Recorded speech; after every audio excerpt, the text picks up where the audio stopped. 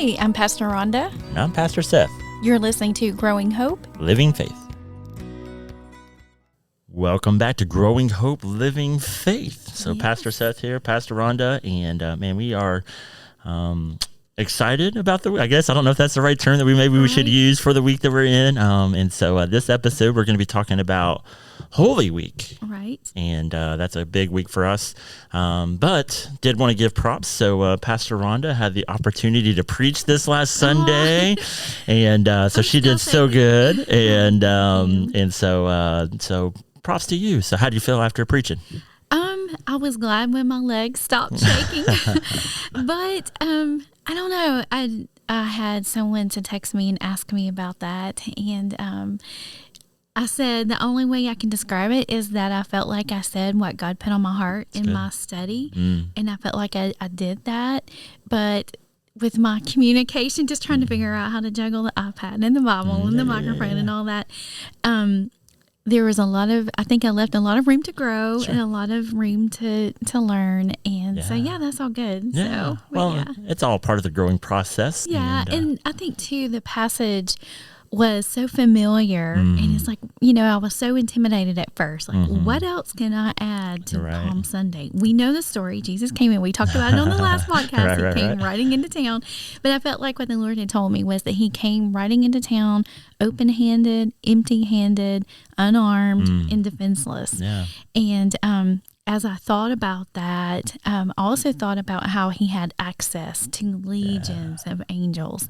He could have said, I'm done, and because, 2 angels destroyed cities, just 2. And but he did not choose that. And as I prepared that sermon, it just made me weep just to think of the choices that he made, that he literally came riding into town with nothing, nothing.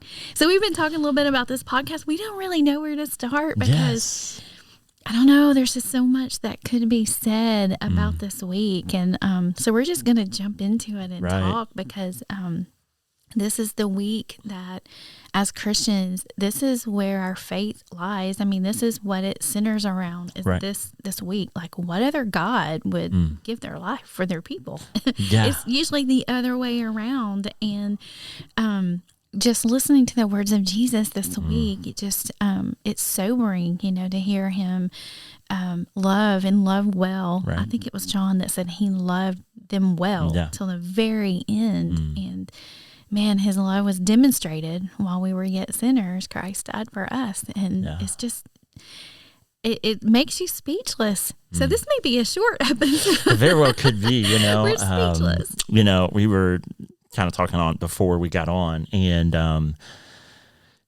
we feel like we know this week really, really well. My fear is that so many times when we approach these scriptures and we approach these stories, you've really become desensitized to them on a very, very deep level. And if it's easy to just go through the motions of Holy Week and to just try to rush to get to Sunday. Right. Or just skip it. Or some people don't read. I know there was a time in my life I didn't participate in a Monday, Thursday, or a Good Friday service. It was like Palm Sunday and bam, here's Easter. Right. And that's good. That's good addition. And it's not that that's, I guess, maybe a bad thing, but I want to say it's a bad thing. You know what I'm saying? And it really is, because there's so much good stuff. Well, there's so much stuff within this that it doesn't make sense. Right. It doesn't. It's crazy. The story of this week is crazy. And anybody who says, "Oh, that's not crazy," you're crazy. You know what I'm saying? It's crazy love. Yeah, it is about love. Yeah, and it doesn't make sense to us. Like, it shouldn't make sense to us as people who live in the context and the world that we live in today. This story is so out there, on a deep level. Well, like what we were talking about before, just with Jesus riding into town on a donkey, he had nothing. He had no possessions. You were talking about the king of the universe. He didn't have a last will and testament as far as like leaving possessions to his friends and family. He had nothing. He came into this world with nothing, and he left with nothing. Yeah. That's crazy. Yeah. That's crazy. The king. Yeah. I'm so thankful for all the Gospels, right? And all the Gospels, I think lots of times it's awesome to be able to do some cross references against all the Gospels. And once again, that's the beauty of Scripture is we have a lot of different ways that we can study it. I think it's important to cross reference. I think it's important to study them each on their own to try to say what they're saying, to figure out who they were talking to and what was the point that the writer was essentially trying to get across to the people that they were writing to. But we've been looking at John because that's where lectionary has really kind of had us through this Lenten season, is going through the Gospel of John and seeing how it plays out. What's cool about the Gospel of John is right after he rides in on Palm Sunday, he immediately goes to the temple, right? And then this is the story where he begins to turn the tables. Right. And he begins to, a lot of people talk about this as a cleanse of the temple, that he's trying to cleanse the temple, getting ready, obviously, for what is getting ready to come. But it really is a power move and a power play, because the temple was really set up to where only a certain amount, or if you had to have a certain identity, I guess, or you had to be someone special sometimes to make it so far. So if you were a woman, you could only make it so far as getting close to God. And I think we may have talked about this before. If you're a foreigner, you can only make it so far, and all of these things. And now here Jesus comes, and the temple and God is supposed to be for everybody, right? Right. And now it's been turned into something that's not that. And so here we have Jesus kind of making the ultimate power move even in the temple. And that's really, I think, what this week on a pretty deep level is about. It has to do with this power and how do we utilize power, and Jesus does that on a deep level. Oh, he does, and I think it's so important to watch him lay aside the power. If I don't know if you're ready to move into to Thursday, yep. He knew about all the chaos, and he knew of all the stuff surrounding, on the outside, but yet he was tucked in this upper room with his disciples with, these plans that are being made to kill him. And but he knew who he was. He knew whose he was. Right. And he knew what he'd come to do. And with that in mind, he gets up and he wraps a towel around his waist. And he lays aside that power, and he gets on his knees and he washes feet, even the feet of Judas. Yeah. And I can't imagine what that was like for him to look into his eyes. And, and of course I want to know more of the story, what was said between the two. I don't know if anything was said. Yeah. But yeah, he laid aside that power to really to model what he wants us to do. Yeah. And that's what he says in that scripture. Yeah, on such a deep level. And this journey to the cross, it wasn't just a physical journey. Right. And there was I can't imagine the emotional, sense and the physical, well, obviously the physical, but just the overall toll on spiritual, all things. I can't imagine the toll that this would have taken on Jesus on a very, very, very deep level. Right. And in the middle, like you said, of this toll that's going on, he essentially knows what's coming. He has this beautiful, beautiful meal with his disciples, right? And we all know it as the Last Supper. And where they're celebrating Passover, and that would have been a tradition that all people would have done. But man, it's in this meal that Jesus truly begins to say, "Hey, this is the focus, right? When essentially I'm going to be leaving. Man, every time that you eat and you drink, you need to remember the sacrifice that's getting ready to get made." And then you said, he goes from there. He strips off his clothes, just lays himself bare in front of his disciples. He wraps a towel around and washes the feet. And, there's this back and forth kind of between Peter and Jesus. And Peter's like, "Oh, well, you're not going to wash me." And Jesus is like, "Well, hey, if you don't let me do this," then he's like, "Well, don't just wash my feet and wash my head and everything." And then there's these two verses, or really three, that are just so prominent. And I think it sets up the rest of the story for Holy Week, that if we will try to soak in these verses to the best of our ability, oh man, it's so good, and it just doesn't make sense all in the same right. But essentially, Jesus washes his disciples' feet, and John 13:15 says this: "For I have set you an example that you also should do as I have done to you. Very truly I tell you, servants are not greater than their master, nor are messengers greater than the one who sent them." 17 says this: "If you know these things, you are blessed if you do them." With knowledge comes responsibility. That's right. That means I have demonstrated this. I have modeled this. Now it's your turn. And he's getting ready to model it on such a deeper level, right? Yeah. And a lot of times we just refer to that passage and we say, well, that just relates to the washing of feet, right? To that. But man, the ultimate service that Jesus is about to show is truly getting ready to happen in the death on the cross. Right. And we love Easter Sunday, right? And we celebrate Easter Sunday so well. And oftentimes we forget that there is no Easter Sunday without a Good Friday. Right. And you can't just hold Easter Sunday and say, well, we're just going to celebrate the resurrection, and that's going to be the thing that we're going to focus on. No, there's something within the cross that is very important for us to try to, I don't think we'll ever be able to grasp it. I mean, there's no way we can fully grasp all this, but we've got to at least study it and allow it to change us and affect us. Right. And you talked about the emotional aspect of it. And, you know, we can't possibly wrap our minds around what that crucifixion was like, what that beating was like. Right. I've never been beaten up. I mean, I know people have been beaten up, but, you know, we're talking about being whipped. Right. And, you know, a crown of thorns shoved into your head and, you know, hit in the face with fists and being spat upon and beard pulled out. I mean, then the nails, you know, and it's like, we cannot even wrap our minds around it. But on the emotional level, I think we probably can all say, I've been insulted. Yeah. I have been, I've had my dignity stripped. Right. I've been misunderstood. I have felt unloved. I have felt forced out. Yeah. We talked about that earlier. I mean, he was forced out of his own religion. Yeah.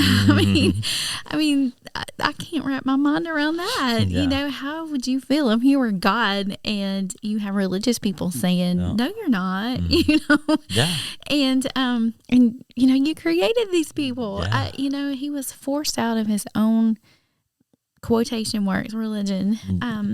But yeah, and those injuries were emotional. They were inside, you know, and I can't help but think about he was bruised for our iniquity. Right. You know, we talked about Jesus shedding his blood a lot, and it's important. You know, he did shed his blood, but he also bled internally. Yeah. You know, and it's blood that never made it out of his body. He had bruises, and then we can't even think about what he went through emotionally, how his heart was literally just destroyed. Yeah. On a deep level. And like I said, this just doesn't make sense. And we so flippantly, I think, approach this week just with that mind frame of, well, we get it, you know, we understand, and we know what this was all about. And I think there's so many different things that are going on at play. And like I said, it's the ultimate sign of weakness. The cross is the sign of weakness, right? Go to the Garden of Gethsemane, right? He's praying. He's sweating blood. He prays this amazing prayer. And then, you know, Judas comes. And Judas gets such a bad rap. And I don't want to be like, you know, hey, Judas had, you know, he shouldn't be blamed or whatever. I try to not give Judas a bad rap. You know, I've heard different kind of theories and different takes on Judas, which I think really point to maybe what his desires maybe really was. You know, the disciples were looking for Messiah to come to overthrow the Roman Empire. And the kind of the take I've heard on Judas, which I really love, is he was just trying to help Jesus get to that point. Like he was trying to help Messiah just be Messiah. And he was saying, hey, it's time. We've got to do something. We've got a lot of people here in Jerusalem. We're ready. And so he was just misguided because he was expecting Jesus to come and to be able to overthrow the Roman Empire. Because we've been talking, the disciples, they don't understand it. They don't get this. And so Judas is just simply just trying to give Jesus, I think, a little bit of a nudge to try to say, hey, this is where we're going. And hey, I'm going to give you a nudge. And so, but even there, right, the sword gets drawn. And Jesus, at that point, probably could have raised up an army, and then that's where it could have happened. And, you know, John is very clear that Simon Peter draws the sword and cuts off the ear of one of the soldiers, right? And what does Jesus do? It's not, oh, yeah, let's do it, and let's do it, we're just on the war cry. No, he heals one of the very guys who is coming to arrest him, to take him, right? Like, that doesn't make sense. It doesn't make sense. It doesn't. And this is the reality, I think, of this story is it shouldn't really make sense to us. This whole week, it shouldn't make sense that Jesus is taking that which the world would deem weak, that which the world, putting a towel around your waist, the world would deem that as weak, bowing down to others and washing their dirty, nasty feet is a very, very weak thing to do. Being submissive to soldiers who are coming your way to arrest you, to take you to your, like, that is a very, very weak thing to do. There's probably nothing weaker within the Roman period than the cross itself. Right. And it was weak. And I keep thinking, but he is the one that holds all power, right, all authority. Yeah. We're not talking about just one human leader against another human leader. We're talking about God-man, that had access. And he said, I have access to legions of angels. Yeah.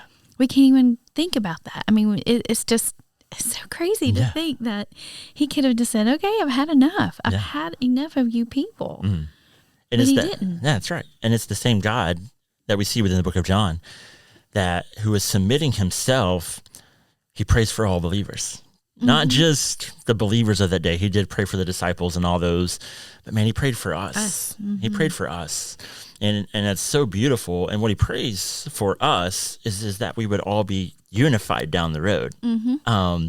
Because there's something to this weakness, that as God is turning it on its head and Jesus turns it on its head, it is that which is weak. And when Jesus becomes his weakest, essentially, I think what God is telling us is that's where true power really begins to come from. Exactly. Because that weakness and living out of that weakness creates a change in the world.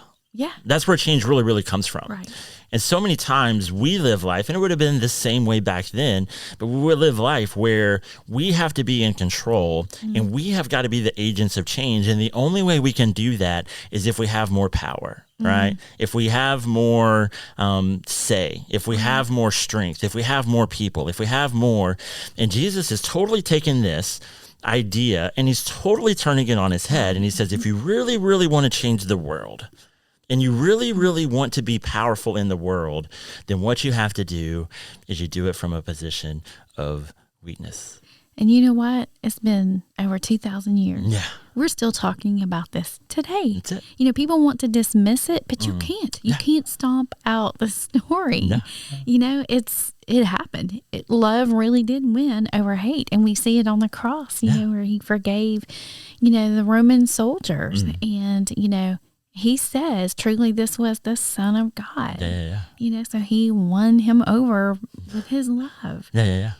And we see that over and over and over again, even throughout the story of the apostles and the disciples. Like, for them, it was, they continued and carried on this message and this idea of serving. That there's this mentality that as we serve each other and as we serve the lowly and as we serve the outcasts and as we serve those, man, then change and love really does come about within the world. And it doesn't just potentially change the lowly and all of those, but hopefully as God's people serve and as they empty themselves, then the world begins to kind of see this, and hopefully the world and even all those above, like you said, the Roman soldier, they see this service and they say, man, there's something to this. Right. There's something to this.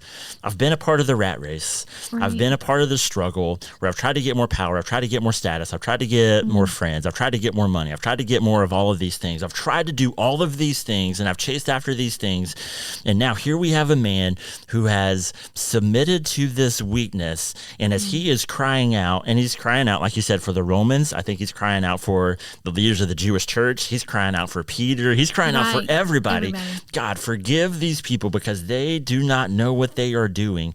As he is doing this, he truly has this sense of, the soldier has this sense that, there is really something different about this guy surely he was the Son of God.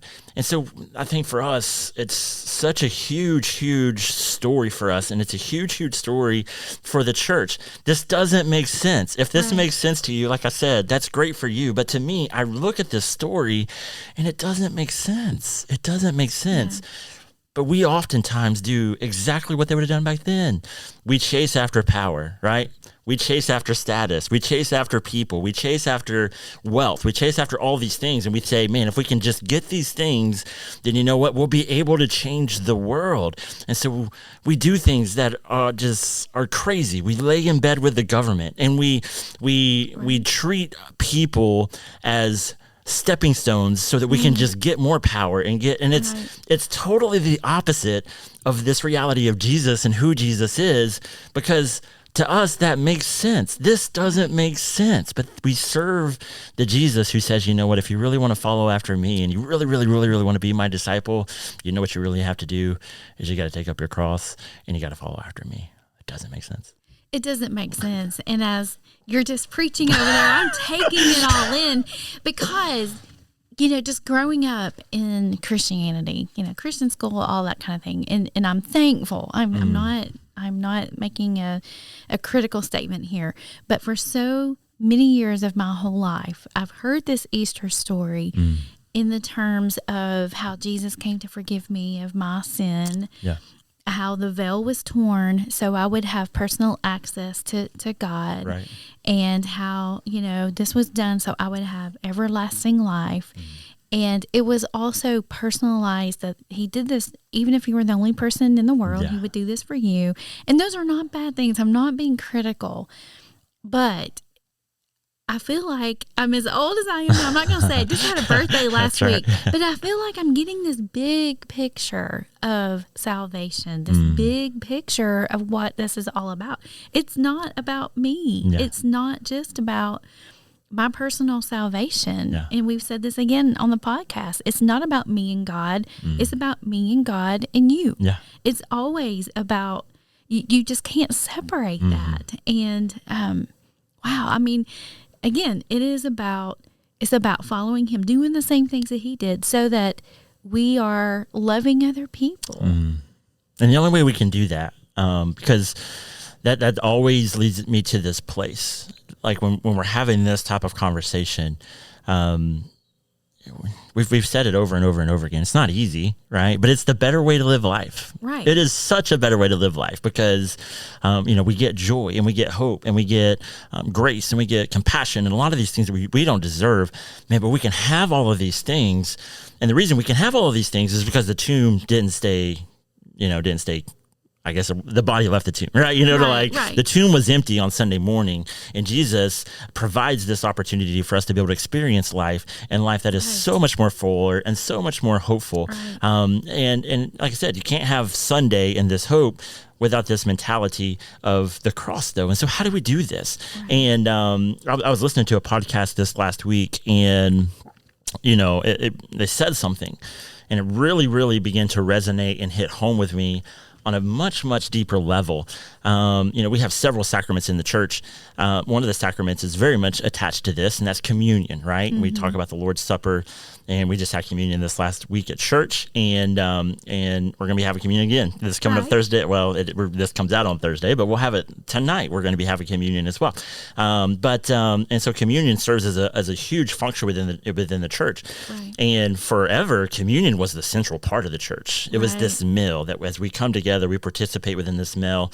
Probably about 500 years ago, the pulpit kind of began to be introduced to the church, and now the pulpit has kind of become the front and center of the church instead of this meal that we participate together in. But communion is such a vital part. Well, the other sacrament that we have, at least in the Church of the Nazarene, is this thing called baptism. Right. And it's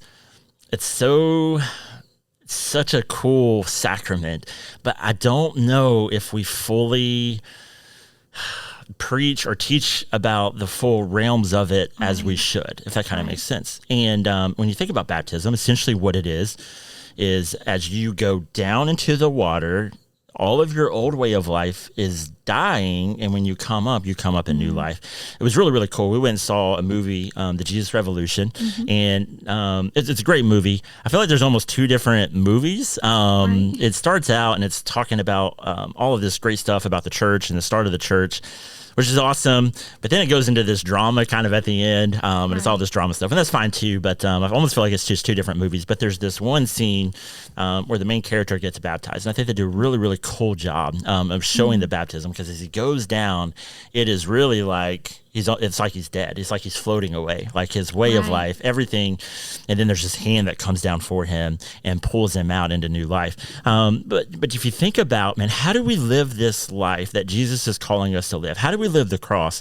It starts with our baptism, and we've got to start teaching, I think, baptism truly correct. Because if we really taught baptism as, hey, when you go down, everything dies. Everything's dead. Everything as you know it, who you are, what you're about, everything is dead. And so when you come back up into new life. But here's the new reality, is you still live as though that life is dead. Right. When you are dead, you have no rights. Right. You have no property.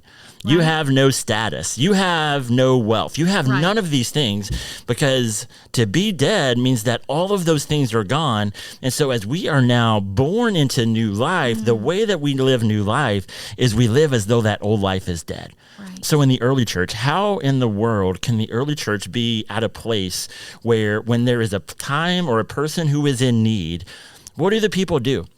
Well, if there's a need and I've got something that will help satisfy that need, I'm going to go get rid of whatever and sell it or whatever, and then I will bring the money and I will give it. Well, why would they do that? Because their old way of life and their old self is dead. And so they are literally living in this world as though they are dead. And so you know what? That's a piece of property. And yeah, it has my name on it. Right. Man, that's not my property. I'm dead. Like, I'm dead. And it's not about what I want and what I desire and so it's not about me having more power and more status and more wealth and more land and more all of these things that the world tells me I gotta have. It's about me giving up those things. And so baptism is the true sign that as we are baptized, we die just like Jesus died on the cross. And as we come to new life, as we come up out of the water, all of the things of the past, man, we live as though we are dead. Right. And man, what a powerful, powerful message that doesn't make sense to the world. Right. But it's the way of God.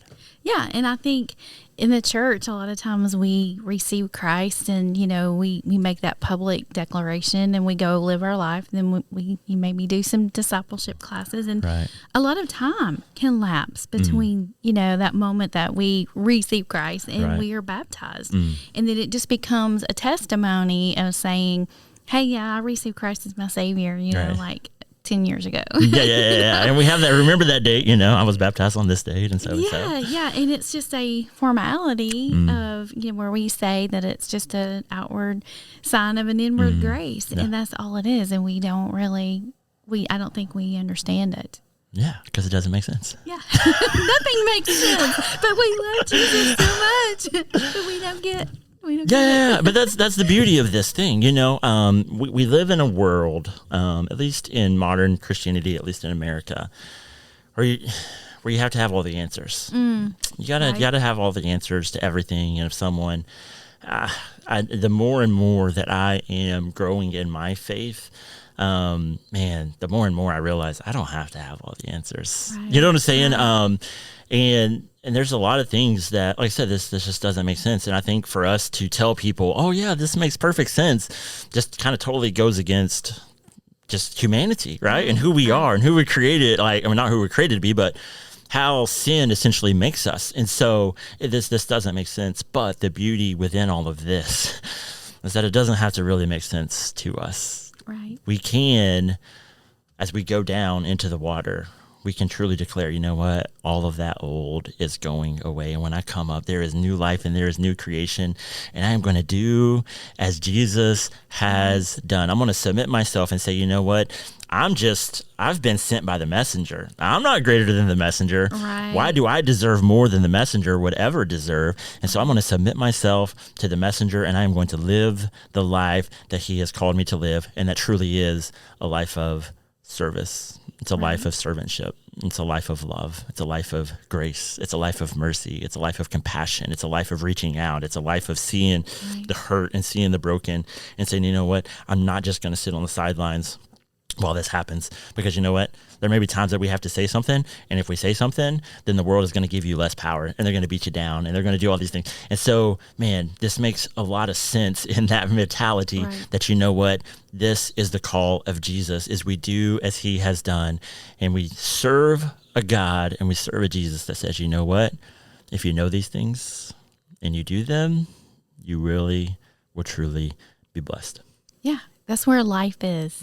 That's where joy is. That's where peace is. You know, that's what we can't trade, and we can't find it in any other way. You know, like you were saying earlier, you know, about trying different things, and you know, the money and the careers and all these other things. You cannot find real joy, real peace, unless you live this cruciform living. You know, being raised to new life. And you're not going to change the world if you chase after those other things. The only way that true change is going to come through in the world is because you're deciding, you know what, I'm not going to chase after those things. I'm going to do as Jesus did.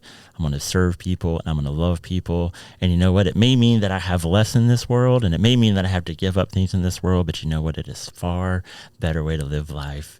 And man, the joy and the hope and the peace and the love that we experience as we do those things that we talked about at Advent, the living this kingdom and inviting others to come in and be a part of this kingdom is so much better. Yes, it is.